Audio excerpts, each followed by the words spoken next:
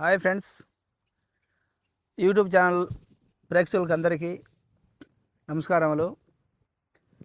ఈరోజు నేను ఒక యూట్యూబ్ ఛానల్ పెట్టడం జరిగింది. ఈ ఛానల్ ద్వారా ప్రతి రైతుకు ఒక మంచి చర్చా వేదిక అవ్వాలని ఒక ఉద్దేశంతో ఈ ఛానల్ పెట్టడం జరిగింది. ఈ ఛానల్ పేరు Prasad motivational agro farm. Channel పేరు పెట్టడం జరిగింది. కావున దయచేసి ప్రతి రైతు దీనిని సపోర్ట్ చేయవలసిందిగా కోరుతున్నాను. ఈ ఛానల్ ద్వారా ప్రతి పంటకు ప్రతి రైతుకు మంచి జరగాలని ఒక సదుద్దేశంతో మాత్రమే పెట్టింది. వేరే విధంగా ఎవరు దీన్ని అపార్థం చేసుకోవద్దు. కాబట్టి ఈరోజు నేను అరటి మొక్కలు లాస్ట్ 1 వీక్ బిఫోర్ నాటడం జరిగింది. ఈ అరటి మొక్కలు ఎట్లా నాటినామంటే,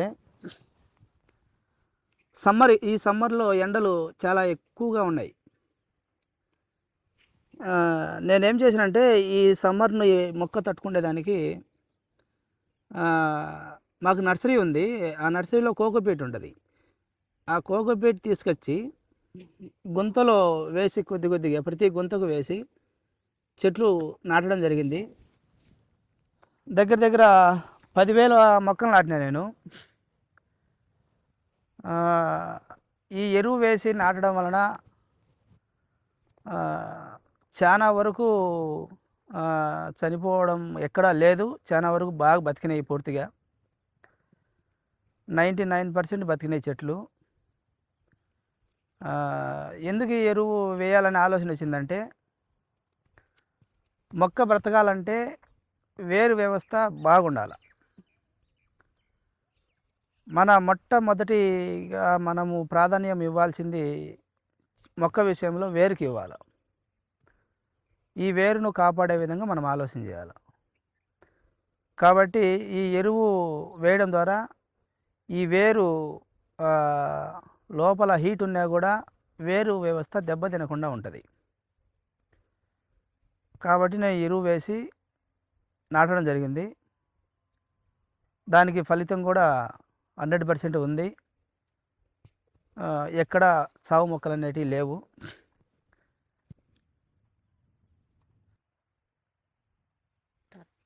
కాబట్టి ప్రతి రైతు దీనిని గమనించి దీన్ని వాడడం వల్ల ఉపయోగం ఉంటుందని నేను ప్రాక్టికల్గా చూసి చెప్తున్నాను. తర్వాత ఇంకొక వీడియోలో నేను బొప్పాయి చెట్లలో అరటి నాటడం జరిగింది. నెక్స్ట్ వీడియోలో ఈ బొప్పాయి చెట్లు అరటి ఏ విధంగా నాటిన అనేది కూడా మీకు చూపించడం జరుగుతుంది. అంతటి వరకు సెలవు తీసుకుంటున్నాను.